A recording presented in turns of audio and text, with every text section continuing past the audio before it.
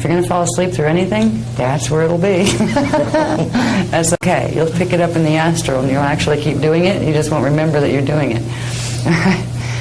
These will allow you to amplify the currents that you're bringing through. When you get through with the techniques that are in this entire course, then we're going to have the Vecca codes. The Vecca codes are the new technologies that they're giving to us to amplify the heck out of what we're doing with the rest.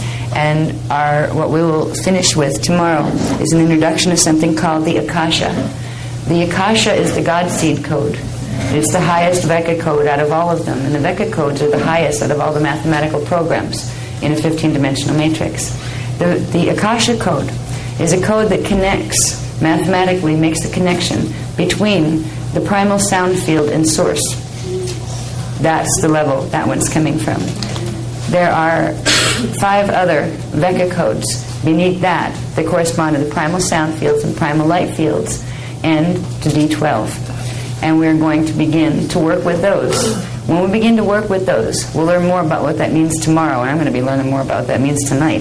Because there's a whole bunch of data that I have to transmit. I know how to run them, but as far as the theory that goes with them, we're getting a dose of that tonight. The currents that you just started to feel, and maybe some of you didn't feel, and maybe some of you did, you will begin, if you work with these techniques, to begin to really feel frequency. And you'll know what it means to run frequency. After about a year of working with various techniques, you'll start to really be confident in running frequency, and you'll also be able to feel what other people are running without even trying. You walk by people and you'll feel it. And your brain will go, Doradic phase 1? Okay. Oh, how are they doing that? They must be somebody important if they're running that without knowing how to do Kathara. You know what I mean? You'll be able to find these things. There's 2 things before you leave that I wanted to give you real quick. And one of them I just need to find the page on. Can I have this, please? Okay. It's the color chart. I just want to point out that page and run them real quick, and I'll just read them off real quick and show them the page. But that's like, they can start playing with stuff if they know where that is. Is it in the index?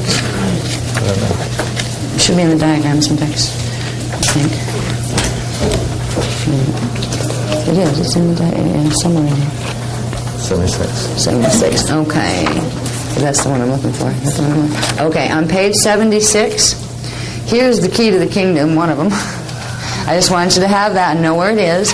It's the dimensional frequency color charts. So if you want to start playing with frequencies, it helps to know the colors and what they correspond to. Dimension 1, I'm just going to read them down. Dimension 1 is the red wave spectra. Dimension 2, orange. Dimension 3, yellow. Dimension 4, green. Dimension 5, blue. Dimension 6, blue-violet, or indigo. Dimension 7, violet. Dimension 8, gold. Dimension 9, silver. Dimension 10, blue-black. And then we're getting into a black light spectra here, so it's like a deep sapphire kind of color when you're visualizing it. D11, silver black, which is like a deep dark silver color. D12, pure white. D13, these are where they get fun. Pale turquoise, these are the primal light field frequencies. Pale turquoise is D13, it's called the blue flame, but it's pale turquoise. Chakra 14, or dimension 14, is pale yellow, the gold flame. It's a pale, very beautiful pale yellow color when you visualize it. And D15 is magenta pink. It's like a pale magenta color pink, like a, how do you describe magenta? Like wine red color, you know, purpley red, mixed with white to make it pink instead of dark wine color. Right? It is a pale pink kind of color. That is the D15 frequency. I wanted you to know what these were. So at least now, you know some of the parts. You also know if you want to look more at them, you know, in the book, you have the information with you so you can play with it tonight. But if you know where the color chart is, you can begin to explore or play with it. If you want to just play with what it means. If you want to look, here's a little thing you can do when you get home. If you want to get an idea of what's hanging out in your field in D2, well, you know where your second chakra is, right? Bring up Maharic current, and you can use a Maharic quick seal. That's, you look in your index, it shows you where the quick seal technique is. You can use that tonight. If you want to, you can play with the techniques that are already in there. You know, if you want to play tonight when you go home, you may be too tired to even care when you go home. But if you want to, you can play with them. But if you want to investigate the color spectrum, start using your chakras. Bring up your Maharic current, because it helps you access currents to begin with, like where you can actually get into the chakras, but it also protects you at the same time.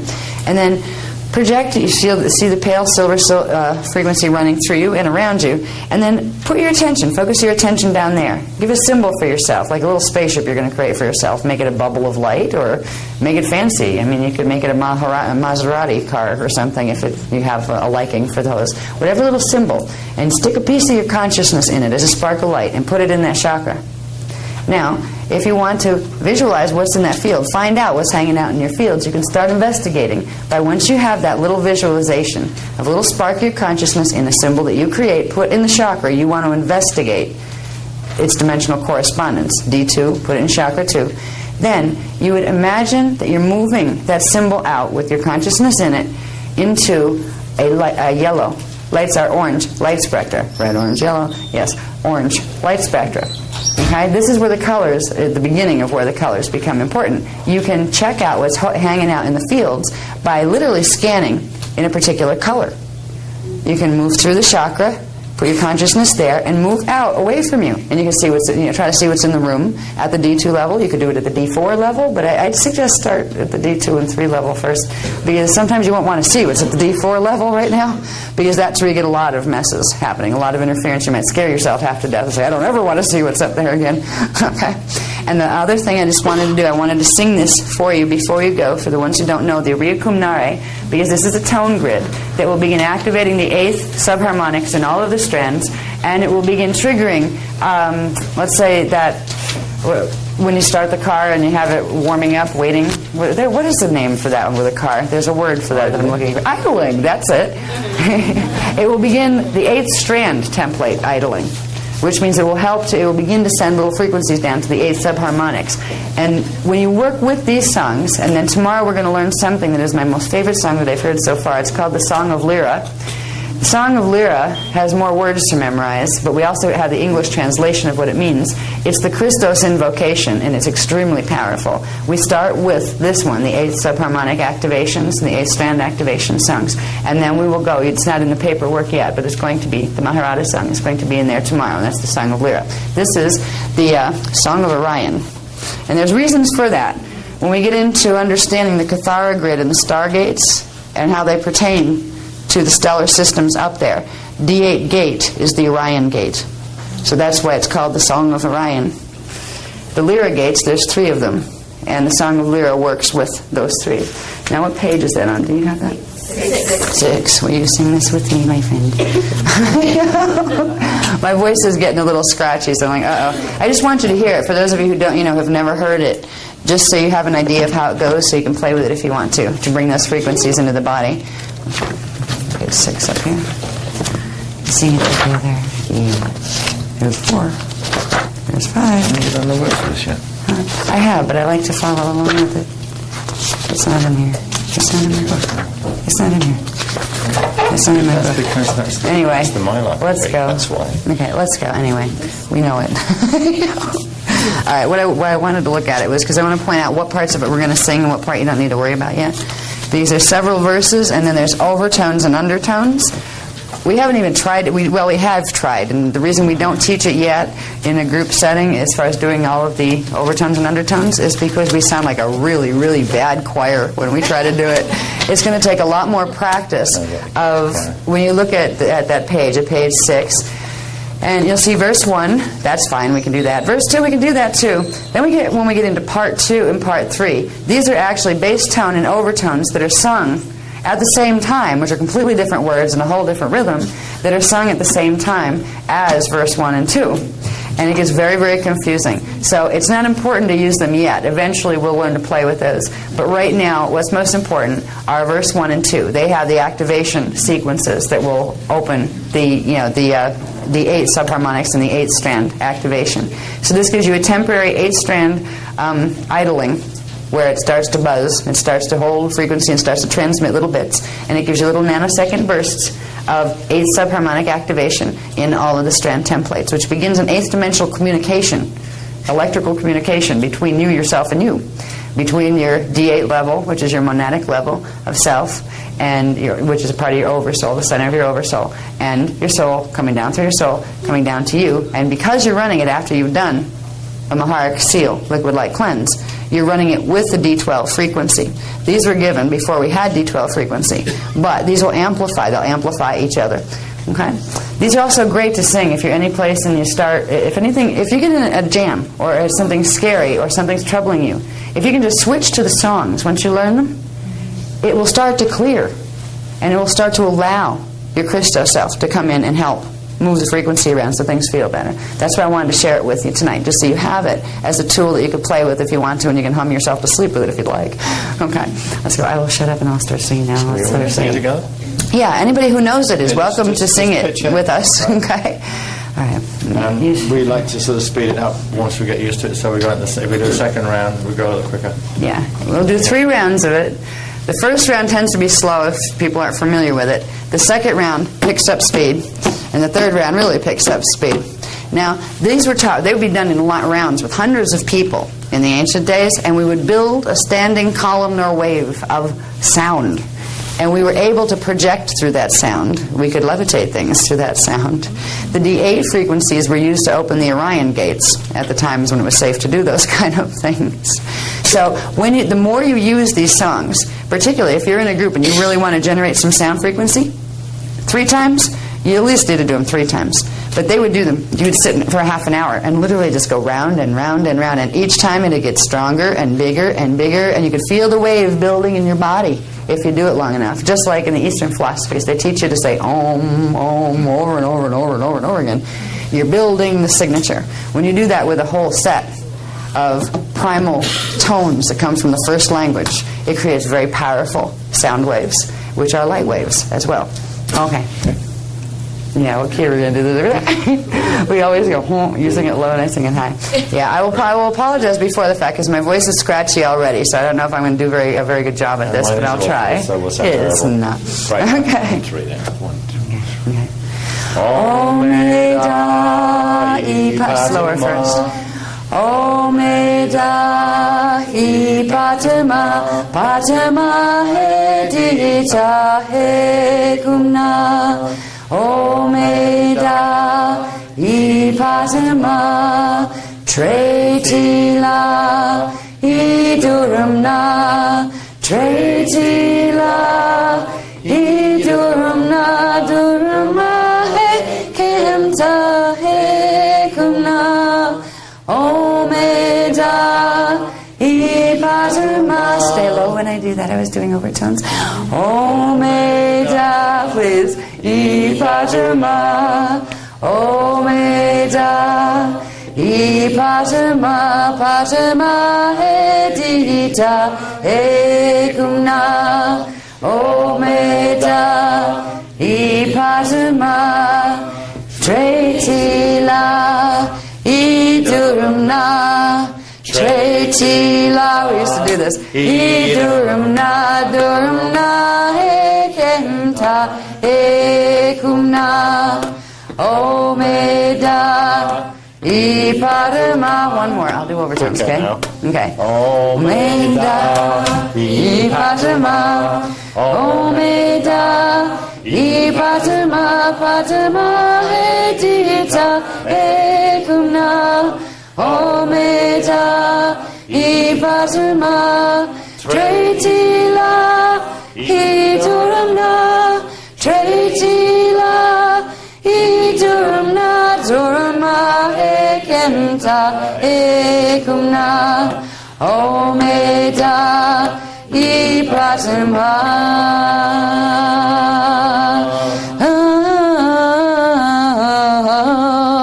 You learn to move with it. All right? Once you learn the tones, they have a life of their own, and you'll start finding overtones wanting to move through, which I was trying to put some of those in to show where, you have one group of people would do like the lower octave, and then the higher one comes up, and then you start where there's actually a movement that wants to come through with them, and you end up with being going, oh, Maida, and you have all sorts of wild stuff coming through. We haven't got there yet with the groups here, but did I almost hit you? This is why I don't use these. I'm dangerous. Okay.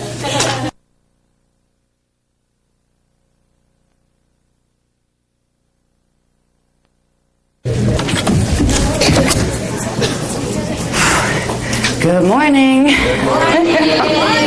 I apologize for being as late. It was 10:30 when I was still on the last graph on the computer, and it was a real important graph, and I didn't want to leave you without it. We got that far, so I figured we might as well finish it, and we did. We have it on disk, and we're getting that handled. So by this evening, before you leave, you should have the pages in hand.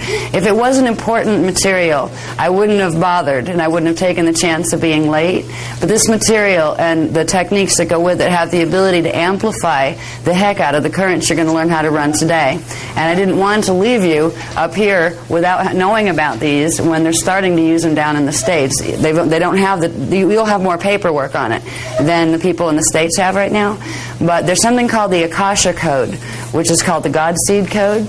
And there's a procedure for using this and something else called Vecca codes.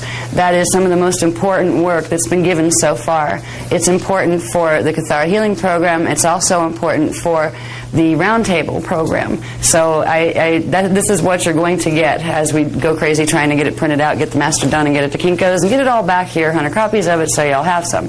But we won't be covering that material till a bit later anyway. I don't have a hard copy master, and I wouldn't start with that anyway. So we're going to trust divine timing here to get this all balanced. And meanwhile, we have a lot to cover between now and then to get through up to Technique 5 in the Kathara 1 manual. At that point, we'll be starting into the Kathara Level 2 introduction, which gets into Merkaba mechanics a bit. Now, Kathara Level 2 introduction was originally put in when we went to England and Ireland this past July, I believe it was. And it was just a very quick getting the techniques, the most advanced techniques that we had, and putting them in. And it didn't have a lot of copy explaining Merkaba. It just had how to do the techniques. The information you're going to be getting that's on that disc right now gets much more into explaining Merkaba. So there will be, paperwork that's more than what you have right now on Merkaba. So they're all kind of interrelated. Kathara Level 2 technically wasn't supposed to be introduced, but we've been given some of the techniques to use with it. So I like to give people state-of-the-art. Whatever it is we have, I like to give you, whatever it is we have. So I apologize again for being so late. I really hate when that happens. That's the Virgo in me. But we're going to start with what page is this? 155 on the bottom. Now, yesterday we left off with running two techniques. We activated the mentor and we ran the liquid light cleanse. So we began the first activations of the Maharic Shield template, bringing up the Maharic Seal, running D12 Maharic frequency. We're going to continue using Maharic frequency throughout the program because Maharic D12 frequency is the carrier wave that's needed to carry the other frequencies from the higher spectrums down through into density 1. What we're going to cover first are something called Kathara points. Now, Kathara points are interesting. They're not the same thing as centers. All right, you have your 12 Kathara centers in the body. These are a little bit different. These are points that regulate the flow of frequency between the Kathara lines. You know the Kathara grid, the 12-tree grid, has the 12 points with the lines in between. Well, these points, when you don't always have to use them, but if you want to, they will open and close them. They're like gate. It's a gate process where if you rub these lines, literally rub these areas in the body, it will throw energy up from the template into the outer levels of the field, so you can get more of the D12 frequency up into the outer part of the field. And then the other set of points are to use at the end of a healing session, where they would close them down and send it back in, send the frequency back in to the Kathara grid. So the Kathara points, they're a small part of the Kathara healing program, but they're worth covering. The information on them starts on 155, and we're going to go from there into the charts, which are on, let me see, the charts are on page, they start on 128, I believe. Yeah, page 128, if these are in the right order. Okay, so I'm going to go over real quick what these lines do, what these points do. The Kathara points are mini energy vortices, like little spirals of energy in the body that connect directly to the dyadic point vortices in the level 3 Kathara dyadic point grid. Now we talked about the 3 levels of the Kathara grid, the level 1 12 tree, the level 2 crystal seals grid, and the level 3 dyadic grid. The dyadic grid is the part that's most directly connected to the Merkaba. Kathara level 1 or 2 technically doesn't deal with the dyadic grid, but when we use the Kathara points, this is the level of the grid that we're accessing. Now the Kathara dyadic grid points are going to be, it's good, all right, I'm getting this just incoming, okay? They're telling me something I didn't know. All right, they're telling me that the Kathara points, now that we're getting more of the Merkaba mechanics, that the Kathara points are actually very, very useful when we begin to run later. We're going to be running what are called Merkabic healing exercises, an exercise called the salutations. If you do this set of points before and then finish afterwards, finish with the closing points, it'll actually amplify the effects. And I didn't know this, they just told me this, because the dyadic point grid is directly connected to the Merkaba fields, as part of the Merkaba fields, and the Merkaba fields are part of it. So as we're going through these points, just remember that we can play with them later. I don't know if we'll have time, because there's so many new techniques that I'm going to be introducing tonight, whether we're going to worry about the amplification part. But know it's there, and you can go back to the Kathara points when you do Merkaba salutations, and use them, the opening points before and the closing ones after, to amplify what you're doing. All right, thank you. Okay. All right, now stimulation of the Kathara points through manual massage, just rubbing them a bit, affects the movement of energy within the related areas of the Kathara grid and body systems. What it begins to do is circulate the energy, the Maharic frequency, that you've brought up into the Kathara grid level 1. It begins making it circulate between those crossbars and those lines between the spheres. Used in sequence, the sequence 1 Kathara points are for regeneration. They open the energetic gateways to the Kathara lines of the Kathara level 1 12 tree grid to allow new realigned scalar patterns from the Maharic shield to run through the Kathara lines and Kathara grid for core template repatterning. Now, what that means is sequence 1 Kathara points, they help to regenerate. They are bringing up into the outer levels of the field the flash line sequences that go with the D12 frequency. So they are bringing, if you don't use them and you run the Maharic seal, you will temporarily recode your level 1 Kathara grid, but it will stay in the centers.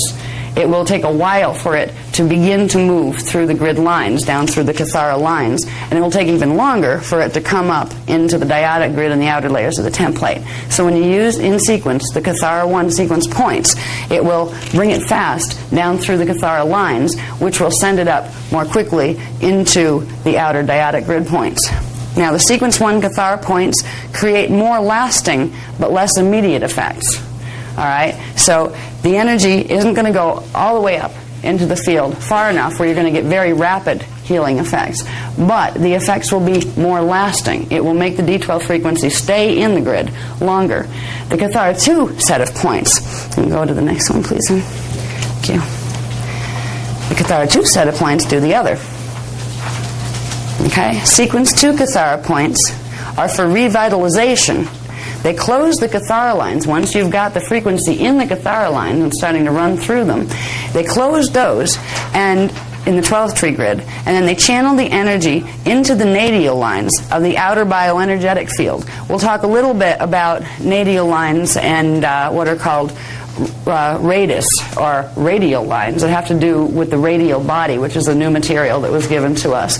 But this brings the frequency of the D12 more fully up into the outer layers of the field. Now, the outer layers of the field are closer to manifestation. They're closer to what your hologram is here. So when you work with the outer layers of the field, which is what most other healing modalities do, they work with axiotonal sometimes, and they work with meridian lines and acupuncture points and all those things. Those things work with the energies in the outer layers of the field. So they can create temporary healing results.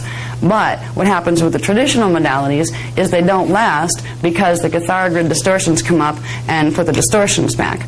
Now, if we use just Kathara grid programming without using these points to bring the energy up into the outer field, you'll be recoding the template and you'll be creating the template for healing in the body, but you're not going to find as immediate results. You're not going to, somebody has a headache and you start using this. If you use these points, you'll find the headache goes away much more quickly than if you just use the Kathara, running the Kathara frequencies. So the points are important. They give you a little more control over what effects you're trying to get. If you want, more immediate healing results, you would use the Kathara grid line points. What we tend to do is simply because the effects are good. If you use both of them, it actually gets both sides, the inside of the Kathara framework and the outside of the fields. So we tend to start with one and then close with the other one. We fill the Maharic frequency into the body, into the lower Kathara grid templates, and then when that's done, at the end of a healing session, what we would do is use these points, and then any extra energy that's running through in the Kathara grid will be channeled up in into the outer biofield. So it will, assist in healing in both levels. I'm not going to spend too much time on these. We'll go through them once, and this is where you get to rub yourself. You sit there rubbing, spots on you. The Kathara points are interesting because they're in a little bit different place in everybody's body. They're in the same general region. And because some of them are hard to find, some are very easy. They're touchy, like the other points where if you rub them, you can feel, there's a little ow, if you push too hard. Some of them you can rub until you have a red spot and you're not going to feel where they are. So in the areas that they're located, it's best to just use a few fingers, and you don't even have to activate your currents yet to do it. So you don't have to go through the processes we're going to go through after this to activate current. You can actually just do it even with your regular currents running. You would just use like 3 fingers, and if it was a head one, let's say, you just rub. Not just the point, but the whole area, because it's somewhere in there. So if you rub the whole area, you're stimulating with vibration. What you're doing is putting a vibration of energy. Movement creates vibration and oscillation of energy. So you're affecting what that center is doing. You're stimulating it. All right? We're going to go to the graphs soon now. No, with these it doesn't. Some applications of different things do, but with this it doesn't. The important part of this is just getting some stimulation in there. I mean, you could even use, those silly things they use for people who like to exercise but don't like to exercise, those electronic things they're coming out with these days. You could even use those. You get your workout at the gym while you're sitting and watching TV with those things, I really wonder what they're doing to the currents and the electromagnetics in the body. I haven't looked into it yet. I'm curious, because it sounds great. Exercise without exercise. Wow. Anyway, okay. And pardon my hoarse voice. I'm getting a little hoarse, but I'm still going. Okay, if I sound a little raspy, I apologize. Okay, there are 14 sequence 1 Kathara points. These are the ones that will assist in regeneration. Regeneration means that's the recoding part. So these will assist in, these are the ones that will open the Kathara lines in the level 1 Kathara grid. It will go through the dyadic grid, level 3, and into the Kathara 1 grid, and it will begin opening the lines between Kathara centers. So this is the deep template one. This is the one that opens those lines. And then after we go through these, we'll just go through the closing sequence. That's the one that pushes the energy up from the core template into the outer field. The closing sequence is easier. There's not as many points. And it's important to use the sequence that's here. All right, you don't start like at the bottom and work your way up wherever you want. It's the sequence, the combination of vibrational stimulation in sequence in those areas that triggers the activation of the Kathara lines in the template. So the numbers, you just start with number 1. See, number 1's at the top of the head. Oh, I don't know where that little pointer went. That could be useful. Now there it is. Wonderful. I'm getting used to this. I'll try not to whack you this time. I'm not used to using these. Okay. Number 1 is up here. It's at the crown. Right up here. Kind of weird, that little spiral where when you're a baby your hair grows out in spirals, right there. There's a name for that and I forget what it's called, but it's right there. You'd rub there. Now 2 and 3 are at the temples. 2 and 3, and those you'd rub at the same time, which I'm not going to do because I'm going to have a microphone in my eyeball if I do that. But you'd rub them both, at the same time. You can do them. You can do them with me now, and I'll do them once more. We can go through them quick. Because ideally, you can whip through them really fast, and you can really, even these, I felt revitalization. I mean, maybe it's just core template, but I've made headaches go away using these. But you need to use the whole sequence, even if it's only your head that hurts, okay? Because it's opening up all sorts of things in the body. It's actually doing more than what is written here. They haven't told me yet, but I can feel it in my body when I use them. I can feel axiotonal lines opening up as well, where there's more current running, just more general energy. So I feel better after I use them, and I hope you have the same effect. So we have 2 and 3, the temples. 4 is at the base of the skull. That's that spot back here that when your 8th and 9th chakras are activating tends to swell and hurt and stuff. Okay, you rub that. That can feel really good. You usually feel like a burst of energy going down this way, and sometimes a burst going up this way.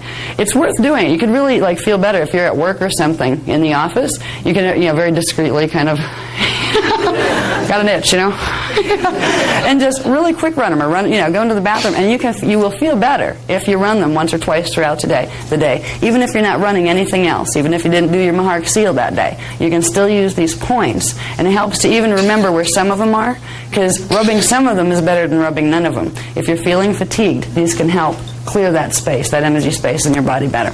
All right, now 5 and 6 are right below the shoulders. They're right in the areas of the Kathara centers that are there. So really, you would just rub like this. And remember, because they're, any of the ones that are paired like this, you would rub at the same time. The ones in the feet, in the back of the knees, the ones down here. But the ones that are singular, it doesn't matter what hand you use either when you rub the singular ones. Okay? No, it doesn't. For this application, it doesn't matter.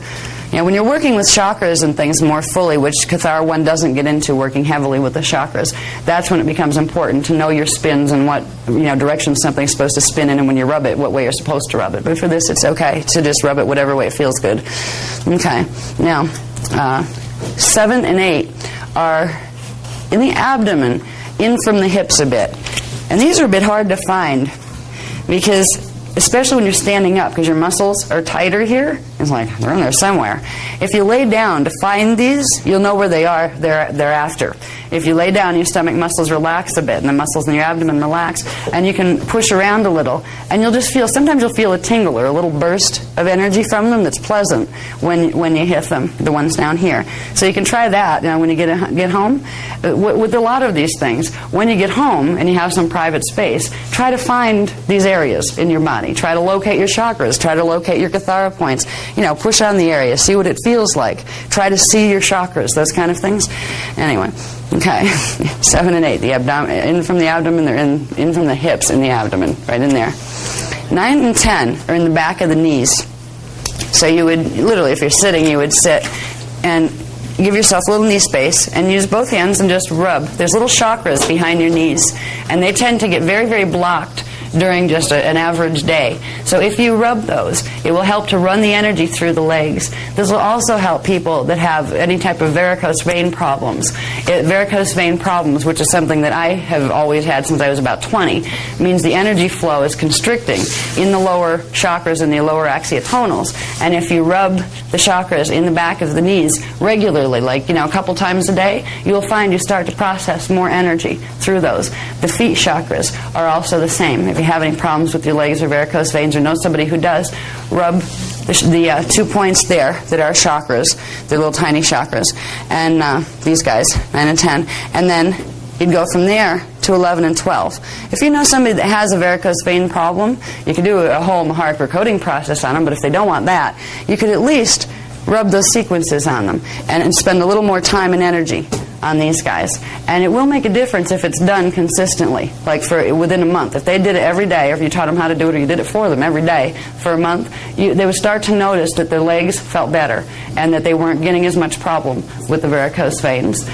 Varicose veins and all sorts of things like that are from not enough energy running through the system. It means axiotonal lines are blocked because something under the axiotonal lines are blocked. So all of the problems that become common health problems in our world are because of these blockages. The blockages hit axiotonals, and they're much closer to the surface, and that creates the blockages that create buildups in the chemicals in the body that create conditions in the tissues in the body that aren't meant to be there. Okay? So we have 7 and 8. 9 and 10 behind the knees, 11 and 12. Now these, if you have shoes on, it's a little hard to do it. We recommend taking your shoes off, but you don't have to right now if you don't want to. The soles and tops of the feet. So you'd actually hold the foot. I'm just trying not to wipe out the microphones here. You need 3 hands for this. Okay. You kind of hold the foot like that. You're going to fall over. And rub it vigorously. Do kind of like this, okay? You don't have to put your feet up. No, you don't. No, you don't have to put it up in the air. I don't think I got it up high enough for those in the back to see it. I'm not going to try either. I'll fall over. You guys in the back, did you get the idea of what that is? Okay, good. So I don't have to stand on a chair and try to lift my leg up. Okay, great. Okay. So we gather you don't have to do those at the same time, your feet. Those you should do at the same time. You're sitting down then. Yeah. You'd sit down and basically move from the knees and then go down to the feet. You know, it's a little hard to demonstrate when you're holding the microphone and the pointer at the same time. You can demonstrate if you want, right? When we run, we're going to run through them fast without talking between, and you'll demonstrate, right? Like I'll do the, okay, now we go to this one, now we go to this one, and you'll demonstrate, right? Yes? You don't have to. I thought you were all bright.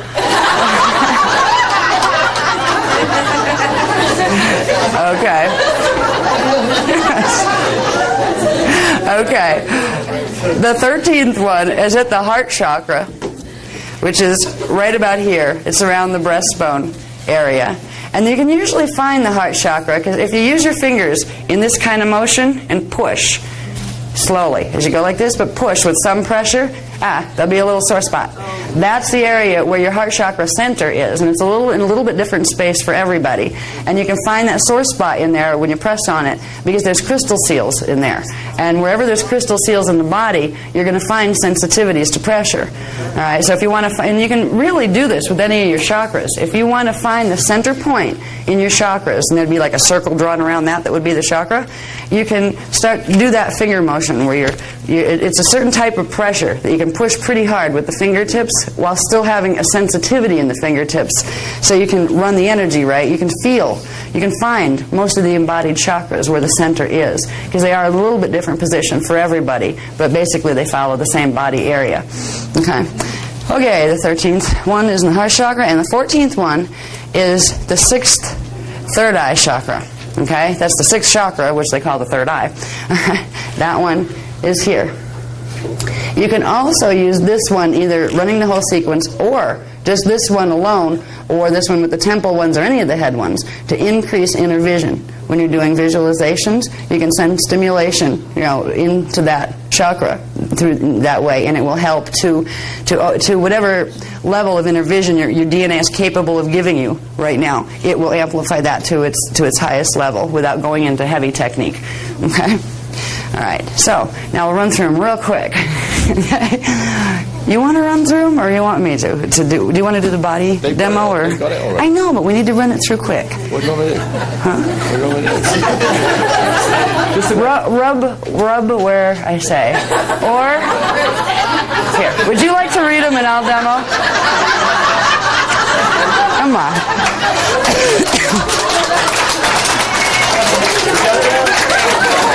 I was going to have us all do them together. Oh, I'm so sorry. Oh. Would you like to read them and I'll rub them?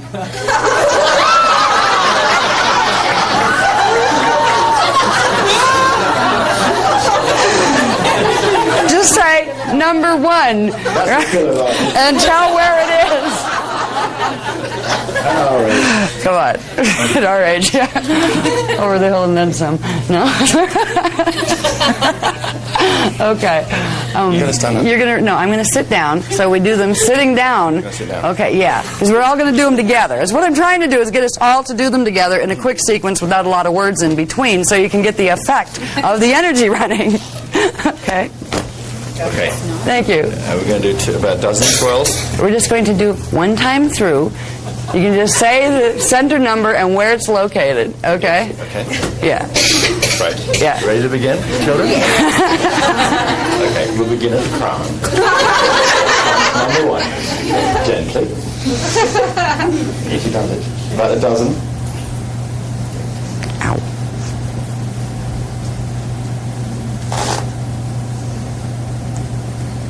Gently enough, don't want you flying off. Okay, hands, fingertips to the temples.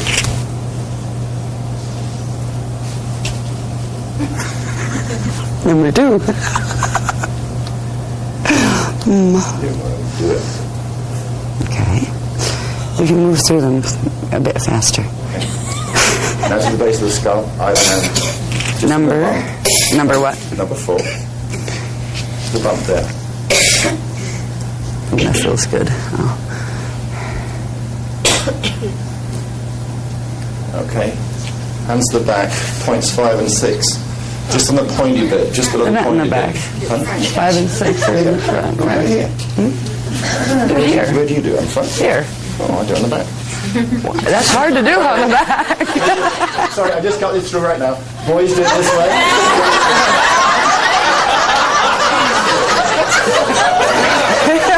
Technically, you can do that on the back, but it's a little difficult unless you're double jointed.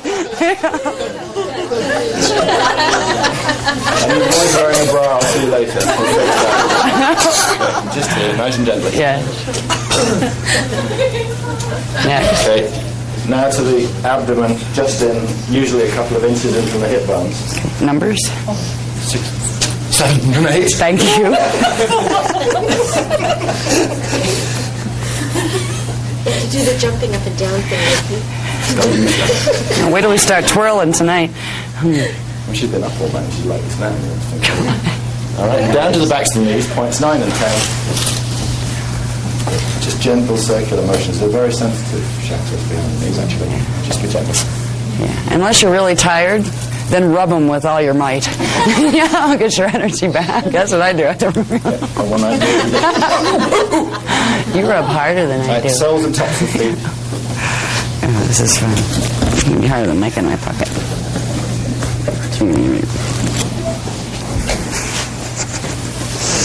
And then point 13 up at the heart.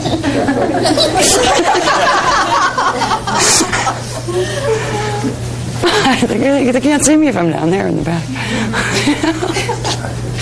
And then finally, up to the 6th of a group of third eyes, all lifted. Point 14, chakra 6. God, I'm sweating. It's heck when you put me That's in the hard, place. isn't it? Yeah. Isn't it terrible? Yeah.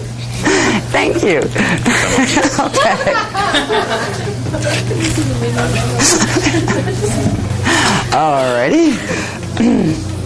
Now, we're going to go through the next one, the next set of them, which there's not as many points. There's not 14 of them. We're going to go through the Kathara sequence 2 points. And these are the ones for revitalization. These are the ones where the energy, and even if you didn't run Maharic frequency yet, you're still running base frequency in your body, and you just stimulated it in the core template. You didn't stimulate D12 level, but you did stimulate what you've got.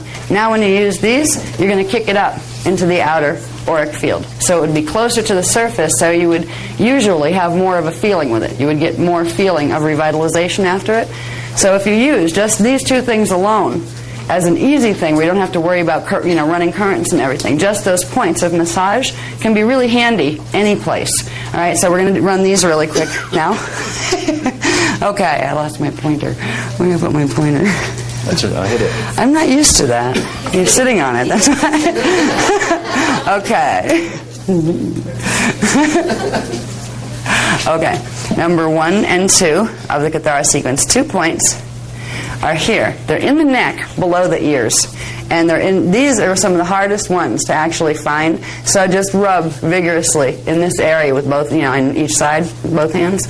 Just rub in this area and move it up behind the ears a bit. You'll probably, there should be a burst of energy at some point, a little tiny burst of energy that seems to go down the arm on that side. That's when you hit it. All right, there should be just a little bit of tingle that might go down the arm. You might feel it actually under here, because the axiotonal lines, the way they run.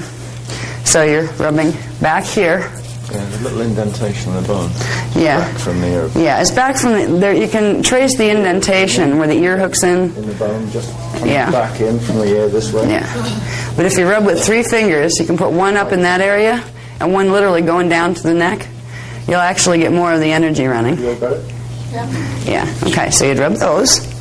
And those you can actually play with and rub for a while because it'll open up the axiotonals as well. I mean, I feel the effect in the body. If you rub them and you hit them just right, there's a little like burst of energy that runs. It's a little tingly feeling. And that means you've opened conduits that weren't open at the moment. All right. Now, 3 and 4. These are funny. This is where you get to rub your face below the cheekbones. And these are kind of funny to do. Here, would you hold that, please? Thank you. These are like... I always do them here.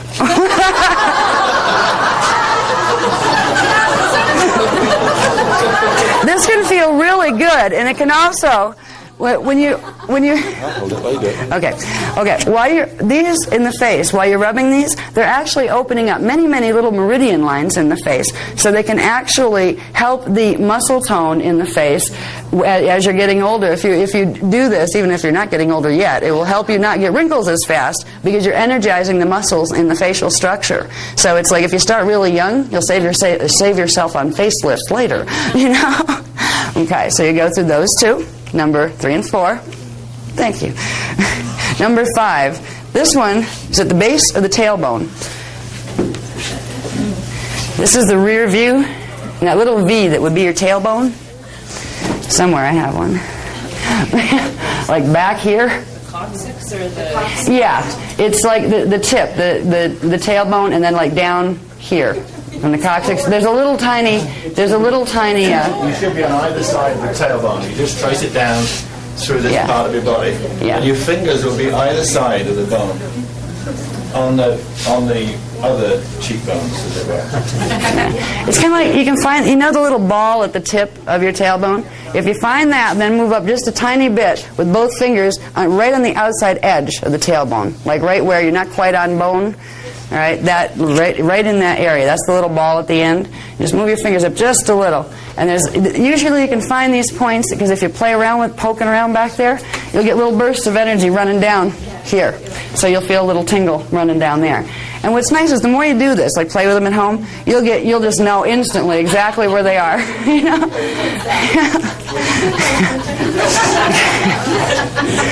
On the LRT.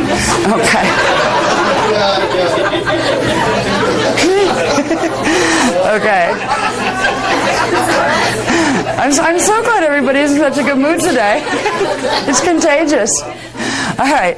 And number 6 is in the thymus, but if you rub right here, which is actually where the 8th chakra is, if you rub there, it sends the vibration in where it needs to be. Right. It's right in the little hole. Okay, yeah. Right in the little hole area. If you press too hard, you'll make it so you can't talk or breathe right. But just rub and stimulate the area. I find that instead of trying to find little tiny points, it's actually better to give a good rub to the whole area. That way you're not going to miss it. And eventually you'll be able to find exactly where it is if you push around on your body enough. It's amazing what has been in your body the whole time that you just didn't know was there. And you can prove to yourself that it's there by starting to, investigate your body. This is probably why they told us to never touch our bodies when we were, in Catholic school.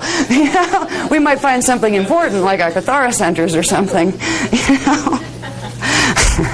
And then there's one other point. It's called an amplifier. It's not exactly a Kathara one of the sequence points, but you can use it to amplify what you just opened up. It'll help to kick stuff up further into the field. And that one is at the solar plexus chakra, which is right about here. It's kind of like in the belly region. Okay. And that should make a warm feeling. You might feel like a warm feeling spread in your tummy. And if you haven't eaten, you might feel like you want to throw up. Because it'll, like if you haven't eaten in a while, and you really should have, you have stomach acids in there that are not really great for your stomach. And if you rub it, it generates heat, and that kind of makes them more active. So if you feel like you're going to go, just stop rubbing it. It'll calm down. Okay. I'm sorry, what? Below the breastbone? Yeah, above the waist. Yeah, it's a little bit low. Like the breastbone is here. It's a little bit, at least mine is right here. It's a little bit down from that. All right. Again, it's worthwhile investigating your body. When you're home alone, investigate where the centers of your chakras are. Now, all of your main chakras will be on the main vertical line, and you will be able to find that center point in them. Like there'll be a larger circle. But you can find the center point where that larger circle is centered on by using the finger pressure thing slowly down the vertical current, because you will find tender spots. And the ones that are right on the main vertical current will be the chakra ones. So you'll be able to find exactly where your own chakras are, because it's usually there's like a 4-inch difference as far as, well, mine's here, where's yours, you know? So it's worth finding where yours are, because you'll be more accurate and specific when you're directing energy. Yet at the same time, you don't have to get hyper about it. You don't have to go overboard with locating things like that, because the intention you're setting when you're working with Kathara healing, even if you can't see something yet, you know the proximity of where it is. Your body consciousness knows exactly where it is. So that's a part of you that already has the information, even if your conscious mind doesn't. If you have a vague idea of where to stick the energy, and you get it close enough, your body consciousness will pick it up and do what you're asking it to do. So you don't have to be, what is the Freudian or whatever term, anal, I think they call it. Yeah, you don't have to get too upset about worrying exactly where your chakras are. Okay, so again, these you would use at the beginning of, you could use them at the beginning of a liquid light cleanse process when you do your Maharic seal and liquid light cleanse. You'd use the sequence one at the beginning and these at the end. You can use these on a client if you're going to do a client session after you learn how to activate the triadic phase currents. That's what we're going to be doing today. We're going to learn how to run the triadic phase currents, and we got to learn what they are first. But these are a little thing that's kind of like an extra, don't have to use it, but it amplifies the effects of what you're doing. Okay. Wow, that was fast. Okay.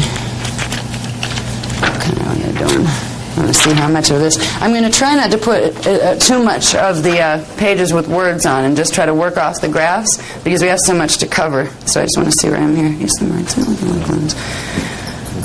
Okay, we don't need to read this.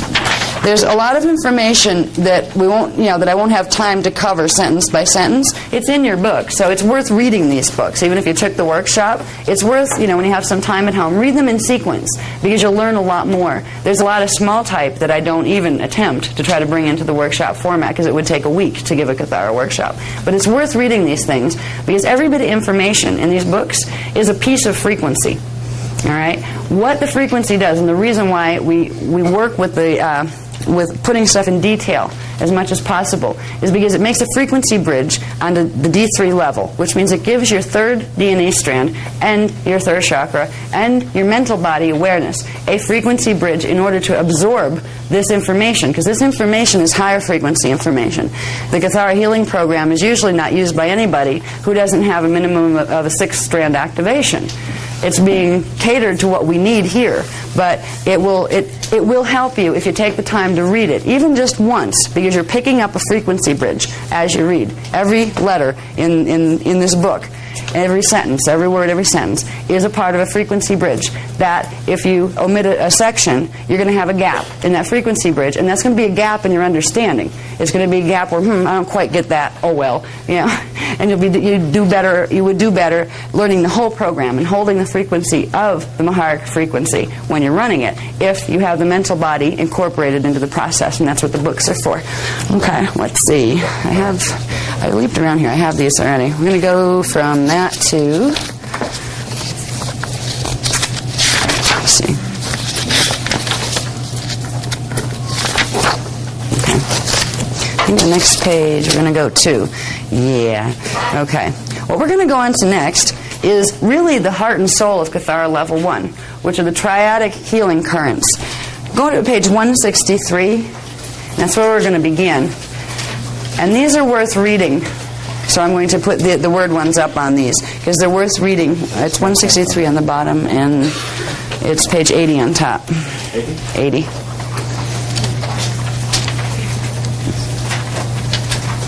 There we go. The triadic phase healing currents. The triadic healing currents are tri means of 3. They're composed of 3 different frequencies woven together. They are the heart and soul of doing Kathara healing, because these are the frequencies that you're going to learn to transmit. You're not just going to randomly transmit frequency. What you're going to learn to do in Kathara 1 is transmit something called Doradic Phase 1 current. But you're also learning to transmit Maharic current, which is D12 subharmonics, and eventually it would be full D12 current. when we're doing triadic phase currents, there will be later applications of Kathara healing where there's literally tomes of information. For this type of illness, you would use this current. For this, you would use that current. We don't get that specific here. What we want to do in Kathara 1 is, first of all, learn what they are and know that they exist and begin the process of running them. Bless you. We're going to start with the lowest frequency triadic current in order to build the body's ability to run the higher ones. By the time we get through some of the exercises this evening, even though we're not going to take it into triadic phase, diuretic phase 1, diuretic phase 2, diuretic phase 3, then up to the next level, we're going to be running about nine-dimensional frequencies worth of the currents, even though we're only going to use the first process, because some of the other processes that have to do with the Master's Kundalini activations are going to activate these currents in your body automatically. All right, so for now, you're going to learn, if you want to be able to do hands-on healing, to assist people, and even to assist yourself, you need to learn to open the chakras at the palms of the hands. Now you can command them to open and they'll open, but there's a whole set of things that are connected to those that need to open as well if you're going to run the currents from the higher frequency. Right now, everybody has frequency running through their palms. Now, it's probably very, very low in most people, unless you've done hands-on work, which means you would at least have them open to the three-dimensional level. You can begin to feel the fact that you are running current in your palms. Could you hold this a minute, please? Thank you. By doing this. All right. Rub your palms together for a second. And then stop and hold them near each other. Not touching, but near each other. And then start to go like this. You should feel a little either resistance or fuzziness or a little push against each other. That's a very low level of frequency, energy, that's coming out of your palm chakras. That's without amplifying it. Now, when we get into activating the triadic phase currents, what's going to be really interesting is you're going to learn to open certain things in the body, use the breath, and blow more current down. And what you'll find is this. Neat. You'll see the amplification, you'll be able to feel the amplification. So to be able to do that takes us into two things. First, finding out what is a triadic phase current, and then what do I do with my body to get it to open so I can run it in my palms. Now, triadic phase current teaching starts with the 5 levels of multidimensional identity structure. Remember we talked about the incarnate self here, and the soul, and the oversoul, and the avatar, and your rishi level, all those levels of identity that correspond with the DNA strands, that correspond with the higher frequencies, that correspond with the huva bodies that you have that are in the higher frequencies. Well, the 5 levels of multidimensional identity, the incarnate of density 1, the soul of density 2, the oversoul of density 3, the avatar of density 4, and the rishi of density 5. All right. There are also 3 ascended master level identities. All right. These are in huva bodies and shields that go with them. These exist out in the primal light and sound fields. So you have a stack of identity. This is important to understand its connection to running currents, because if you're where am I getting the currents from, you're passing them down through your identity structure. All right? When you are running diuretic current, which is a density 2 current, you are running your soul currents. They're coming from the soul body. When you're running the toric currents, they're the density 3 currents, so the oversoul currents. When you're running Maharata current, Maharic frequency, you are running the frequencies of density 4, your avatar level of self, etc. So when it helps to understand that you're not just running raw energy that doesn't have a consciousness attached to it. It does have a consciousness attached to it, and it has you attached to it on those higher dimensional levels. So you're entering a co-creative process with your higher identity structure in order to run these currents. Okay? In Kathara healing, we use the various levels of higher dimensional identity to draw in the healing currents from the higher dimensional unified fields by activating the portions of the personal scalar shields. Remember your shields, those discs of light that activate when you bring the frequency through them that corresponds? Okay. By activating the portions of the personal scalar shields, Kathara grid, and DNA template that correspond to the higher dimensional huva bodies. What this means is you're going to use your soul body to bring in current from density 2. You wouldn't be able to bring it in directly from this body. So you're going to bring it in from your soul body, and then you're going to pass it down from your soul body into your body here, which is a natural energy connection. You're going to pass it down as frequency. Your soul body is going to bring in frequency there in density 2, and then you're going to downstep that frequency. It's going to go through the Kathara grid, the personal shields, and into the DNA template. The reason why most people on this planet haven't been able to run triadic currents for many thousand years is because you need D12 subharmonics to be able to open the seals between this Hoover body and the next Hoover body up. If you can't open those seals, the only thing you can run is a three-dimensional current from the station that you're in. So we're going to be activating DNA to do this. If you didn't activate DNA, seals wouldn't open. You wouldn't be able to get the currents that you're trying to run. Okay, there are 4 primary triadic, three-dimensional energy currents. So triadic refers to a three-dimensional current. It is a current that is composed of 3 different flash line sequences braided into one. So that's what a triadic current is. There are 4 primary ones. These are the ones that correspond to density 1 through 4, up to the Christos level. There are also other currents that are called primal life force currents, and these are the Kundera and the Kiriche currents that we'll talk about later, that correspond to the primal light fields of density 5 and the primal sound fields of the energy matrix.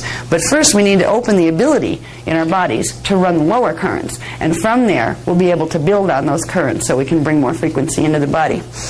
Okay, the telluric current is the density 1 current. That's the name of the density 1 current, telluric. The doratic, now remember Dora is a word that means soul in ancient Anahazi. The doratic current is the density 2 current. The turic, oversoul, current is the density 3 current. And the maharic current is the density 4 current. The rishik current of density 5 can only be run if you have indigo templates, a full rishik current. You would have to have 24 to 48 strand template to be able to run any of the ones higher than this. This is why we only teach up to the 4th density current right now. Now most people in this room, because you've been following me so well, and even most people that even come to these workshops are usually indigos. So I would assume that you probably have much more to play with after your 12 strands of DNA. But even indigos have to activate their first 12 strands before they're going to be able to play with the other currents that come through on the higher strands. All right. So they're the 4 names. If you know, this is how you know what current I'm running. Okay, I'm going to run telluric current, or I'm going to run doratic current, or turic current, or maharic current. There are also phases to these currents, and it makes perfect sense. Now think about it. The telluric current, that's the current that's running through density 1, right? Each one of these currents has 3 phases. Guess what the 3 phases of the telluric current are? Dimension 1, 2, and 3 current, right? So telluric phase 1 would be what? D1 current, right. All right. Telluric phase 2 would be D2, right? All right. What would turic phase 2 be? 5. No. 8. 8. Yep. Do you see that connection that I'm talking about? It's very, very simple. You know that each one of these is a density level, right? And it has 3 dimensions in it. All right? Whatever the name is, this is telluric is density 1. That implies there's only 3 possibilities. It's either D1, 2, or 3 current. Phase 1 is D1, phase 2 is D2, phase 3 is D3. It works that way all the way up the stack. So it's not really hard. It's worth knowing how to run them and realizing that they're broken down that way. Right now, it's not going to matter that you know all of that, because you're not going to apply any very specific mathematical things with these currents. There are levels of Kathara, and I think they're probably up in the 8th and 9th level Kathara program. And at the rate we're going, God knows when that's going to be here on the planet. But you would actually begin using strange combinations of like phase 1 turic with phase 2 doratic, depending on what condition you were working on. There's a whole list. I've seen some translations of books that deal with ailments, things like what we call cancer and, literally specific ailments, that there are sequences of very specific currents to run. Those books aren't translated yet, and there's other things that are more important to learn first before we'd be able to use them effectively anyway. But it helps to understand. The reason we're giving you this amount of detail now is so it doesn't come as a surprise and be, well, what do you mean? You'll know that there's more to come after this, and you'll know where the pieces fit again. And that's what Kathara 1 is about, learning where the pieces fit. Okay, what's the next one? The next one is the bodies in this system. Okay, yeah, we'll put that back up. This is back up, we skipped a whole bunch of phases out. Skipped a whole bunch of phases. That one should be there, because it's showing where the currents are coming from. Yeah. Yeah, and again, here's our 15-dimensional time matrix diagram. This time it shows the dimensional stack, and it shows the levels of self-identity that are in them. Okay? So you have your incarnate, your soul, your oversoul, your avatar, your rishi. These would be the currents you're running. Here you'd have your telluric current. Here you'd have your Doradic current. Here you'd have your Turic current. Here you'd have your Maharic current. And here you'd have the Rishik current, which is something you don't need to quite worry about yet. Now, we're going to be working with Rishik current when we get into the Kirashe activation sequence. Kirashe is another word that goes with Rishik current. Kirashe current is the current of the combined 3 primal light fields. So there's going to be technique that we use later. There's one in the Master's Kundalini activation technique. It takes forever, but you only need to do it once. Once you get this stuff open, you don't have to do this whole sequence of things again. What it's doing is getting you're making you able to run the subharmonics of this. Even if you're not an indigo, you can bring them into your auric field around the template. You won't be able to fully activate them in the DNA if you don't have an indigo imprint. But you can still amplify the heck out of your field and your currents. So this is something we're going to use later. We're going to get into not running them. You're not going to be able to run them right now through your palms or anything like that. But you will be able to bring these currents into the field, into your biofield. Okay, let's see what's next. We're getting close to doing it. We actually get to do the currents. What do we have there? Is this something I need? Okay, they already know that stuff. We covered that. Yeah, we can skip that because they know that already. Now, let me see. Okay, how about page 147?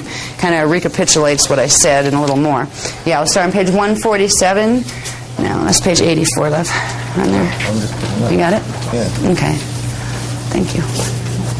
That is that one. Wait a minute. All right, it's the one right after I think I want to go. Yeah, I'm going to run through this quick. This is what I was just talking about, but I'll explain a little bit more. Okay, the 4 primary triadic currents and Huva body correspondences. We have the telluric current. That's the Nada Huva body, the density 1 Huva body. That's your telluric shield, right? Dimensions 1, 2, and 3 current. Phase 1 is red. That's a red current. You want to direct it. When you're directing red energy, you're directing phase 1 telluric. Okay? Phase 2 it actually looks orange-gold. We call it orange. It's orange-gold. Phase 3 is yellow.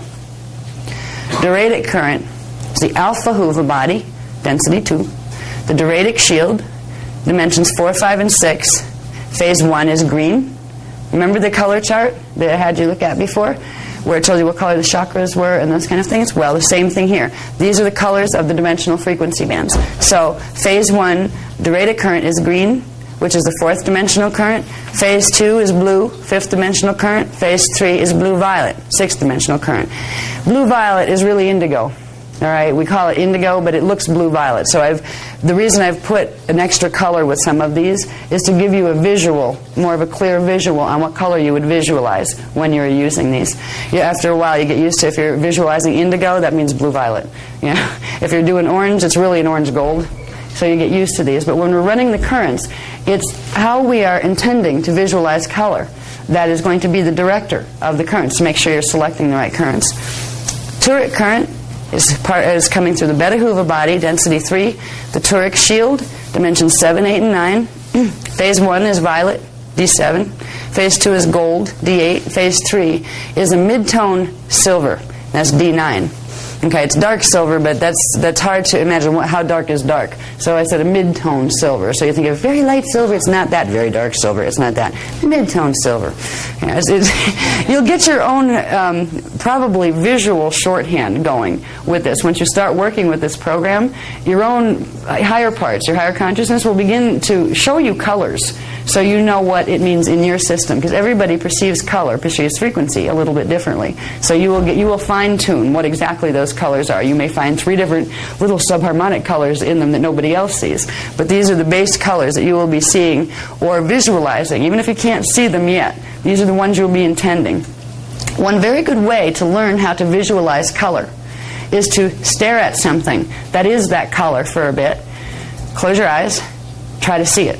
Stare at it again, and kind of inhale it, because you're taking in the energy signature, and then throw it up into the 6th chakra, and exhale it out and kind of In the back of your forehead. Okay, there it is, inside your forehead.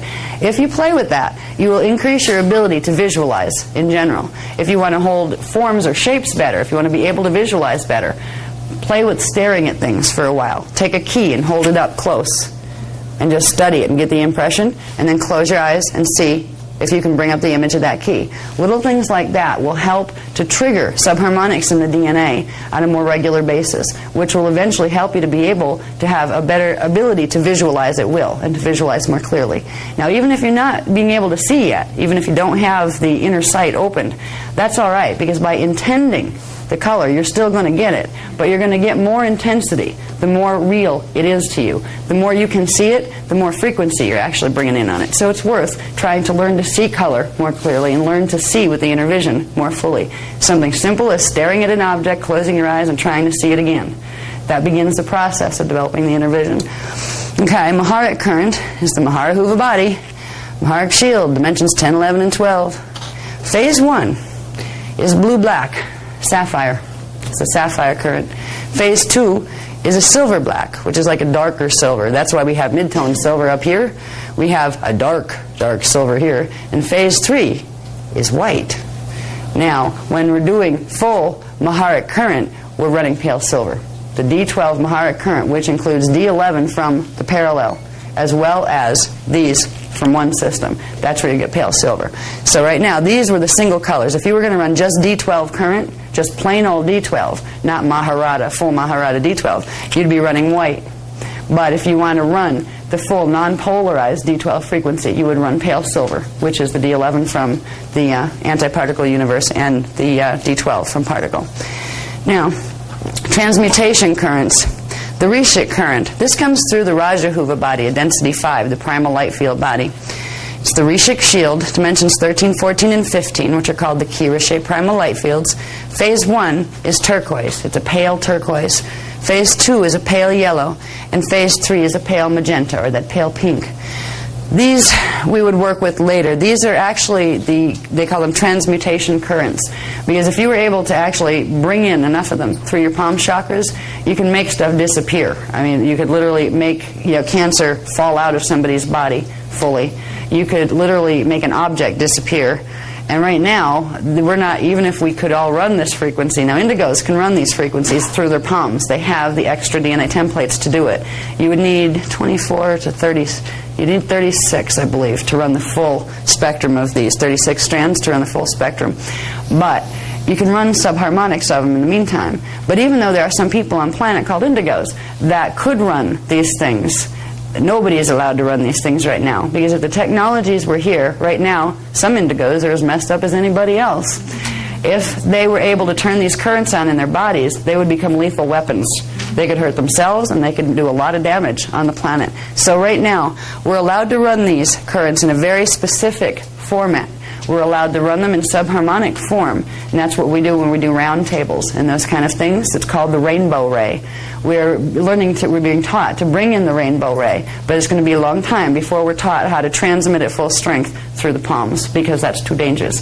But in the meantime, running the subharmonics is not dangerous. It just accelerates the whole Christos integration process. It accelerates all the other currents and helps straighten them out faster. Okay, now, current combining. When using triadic phase currents, each phase current, each one-dimensional current... Wait. Put that back, please. Thank you. I was reading. Man, I'll start that one over. When using triadic phase currents, each phase current is combined with the current running from the activated Maharic shield. So in order to run any of these, you have to activate your Maharic shield, bring up the pale silver current. Okay, that's the carrier wave. In combination with phase current, get this. This is where people, I've had some workshop people go, it's not hard, but it just kind of gives you a little twist on what am I doing? Okay, Maharic frequency, the current you're going to choose, the Maharic frequency in combination with the phase current from the harmonic above the phase current you are using. Gets tricky. Remember base tone, overtone, resonant tone, D1, D2, D3. If you are using if you want to run a red current, a full red current, which is D1 current through the body, you would need to activate, that's a bass tone current, bass tone, overtone, resonant tone. You would need to activate the next bass tone current up in the next density level up, which would be D4 green. So there's a combination of currents that you're going to be running when you run a phase current.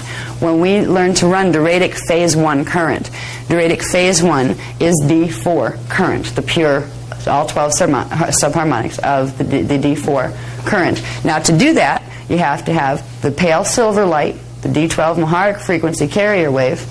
Then you have to go one harmonic up directly from D4. Now you have D4, 5, 6, same harmonic. D7, 8, 9, 7. D7 is the other current. So a diuretic phase 1 current, in order to be able to transmit it for healing purposes, would be a combination of pale silver, green, and violet. The violet current is what will allow the seal that holds the D4 current to release in the body so you can get it through. And it can get a little confusing, but it's really simple when you think about it. If you're running, say, the number 2 position current, if you want to run D2 current and you want to fully open that, you'd go up to D5, right? Okay, if you think bass tone, overtone, resonant tone, all the way up the stack, you need the bass tone above, the overtone above, the one directly above, and the harmonic above is the one that will release the seal on the one you're trying to run. So it's really not that hard. This is why, even though we're only going to teach you how to activate in the body diuretic phase 1, you can use this knowledge to simply run the same exercise, but change the colors that we're going to run. Now there's a process that's used to activate the currents in the bodies, and if you wanted to activate a different current, you would simply change the 2 colors. You'd change, if you didn't want to run D4 green, if you wanted to run, say, D5 blue. Instead of green, you'd put the word blue in the exercise, and instead of violet, D7, you'd use D8, which is gold. So you'd be using blue and gold instead of green and violet.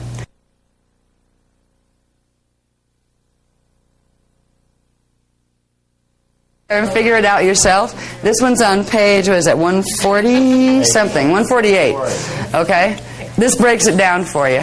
These are the color currents you'd be running. So if you want to run diuretic phase 2, here's the color line. If you want turic phase 3, here's the color line.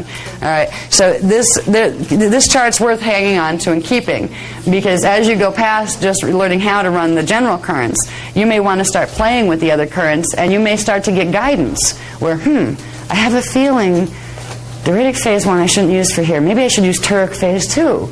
And then you go, oh, what was that? You look on your chart. Oh, that's right, that's what that was. Now, when we go through the process, there is a step-by-step process that's used. It's a visualization that's used to open the seals that will allow the currents to flow.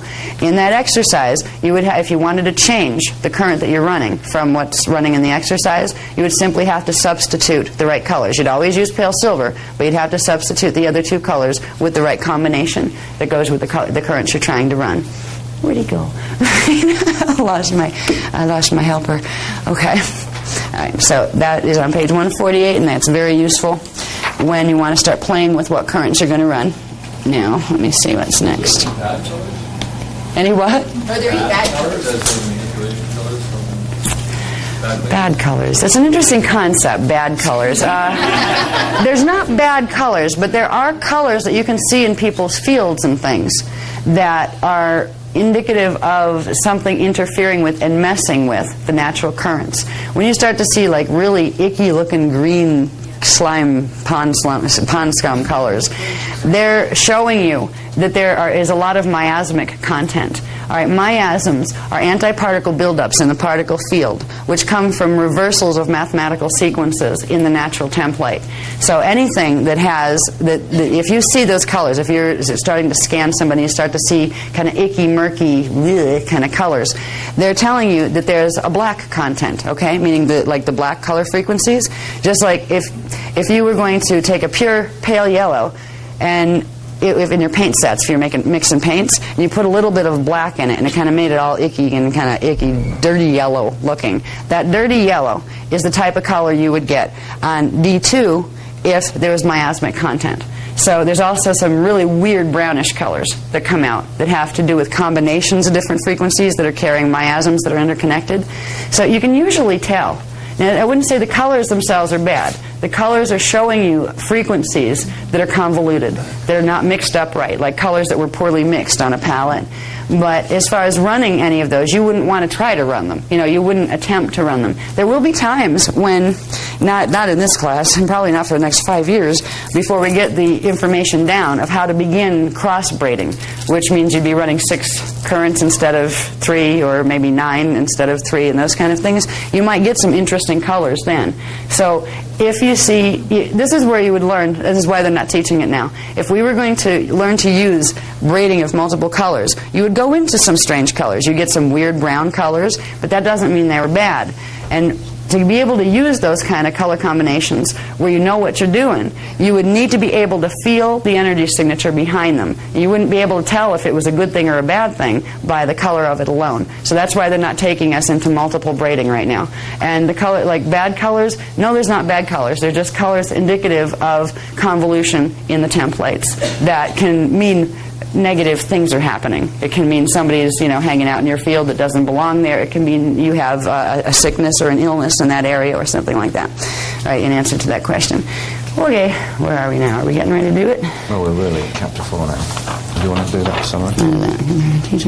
It's just a Do I summary. need to do that? It's just, we already talked about that, right? Yeah. Okay. So we're under the field work now. Yeah, field work. Here we go. Okay. Now we're going into chapter 4, field work. All right, these are the things we're going to learn in chapter 4. And a lot of these, what I'm going to focus on here, because the most important thing that I can do for you as facilitating a workshop is to take you through the actual techniques, as opposed to reading and reading and reading and talking at you. All right, so because we have a lot of things that we're going to be covering today, we're going to work with, there's certain things that I'll have to read to you that are parts of, again, more parts of the anatomy that you need to know if you want to know how to run current. But there's a lot of stuff in between that's worth reading when you get home that I won't have time to cover, and you're going to be able to run the current even if you don't read it, but you'll be able to run it better if you do read it. Okay? We're going to talk about opening the healing channels for the diuretic phase 1 current, which involves something called the diuretic sphere, diuretic cords, and diuretic balls. Now you could substitute the name of any current in front of those, because these are the process, the spheres, the cords, and the balls, by which you get your currents activated in the body, running through the arms, down the palms, so you can transmit them that way. Or you can actually do indirect induction, which is you can get them and collect them in the heart chakra and transmit them at the D4 astral level. And when you get really good at it, you can start moving that down and do it at D3 if you want to, or D2, or you can bring it up to D6, and you can transmit at any chakra level that you want to with indirect induction. But first we're going to learn how to open the healing channels. This is where it gets fun, because when you start to play with energy in your palms, you really start to begin to feel those currents running. When you get the currents opened and activated, and then start to breathe the currents to generate and build frequency, you'll actually find your hands start to move apart. Sometimes it'll be just a little, but if you're really using the breath and go, and you have the arm currents open, they'll go, oh, it's like, oh, neat. You can build balls of energy. You can also learn to throw them, but we don't teach that. But just in case you ever are in a dark parking lot and somebody's messing with you, diuretic phase 1 current alone would be enough to, works better than mace. And it won't hurt them.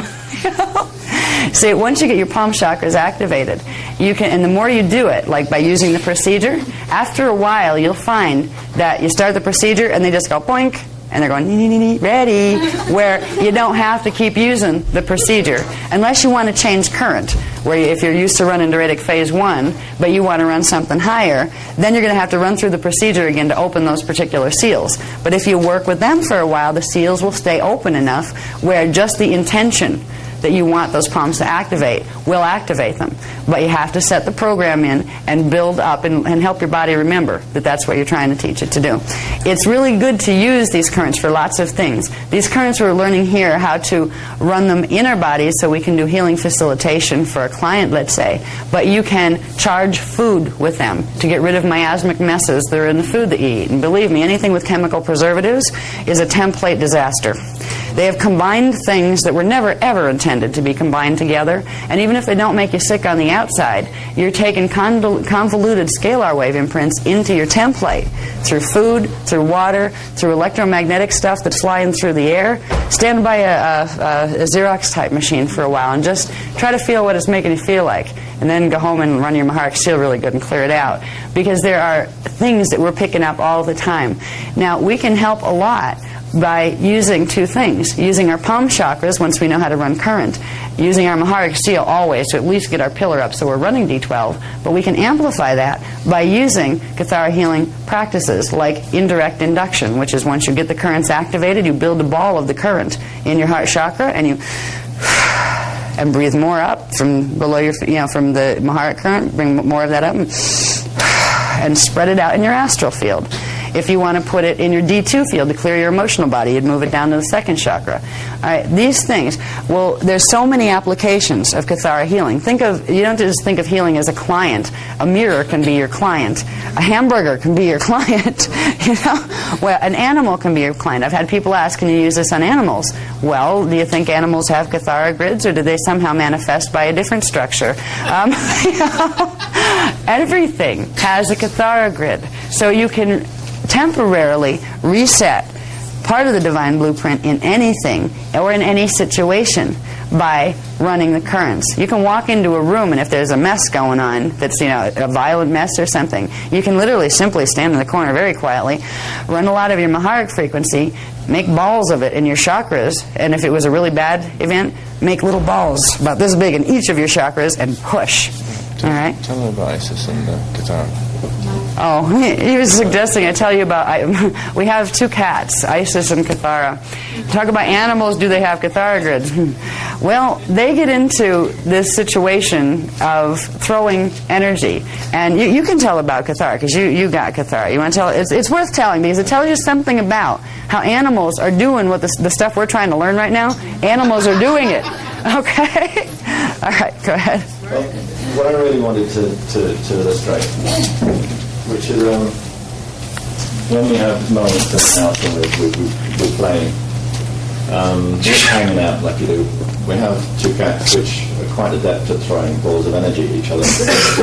And we have a Bitzer that kind of walks along in a kind of elevated way like this, and we have a gorgeous Elohai white Persian, and the white Persian tends to be bullied rather by the other.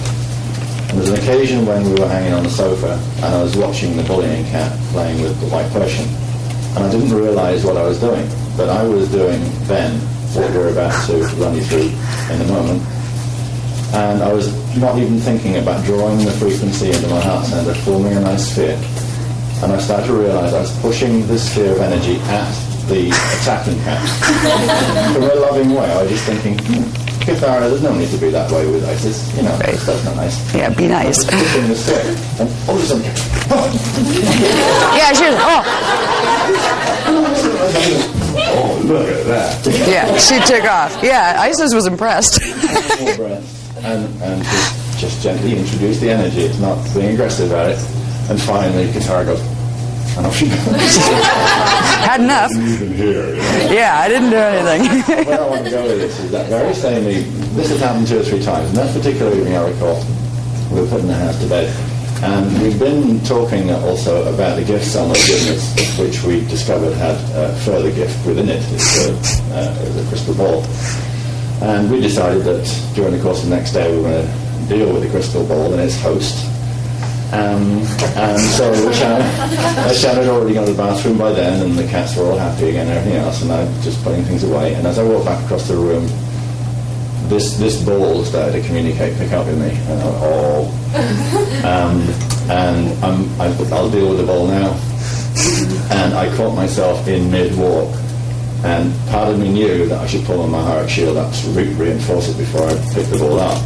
And the other part of me said, no, you don't really need that. Oh, Lord. So I really whipped the pillar real fast.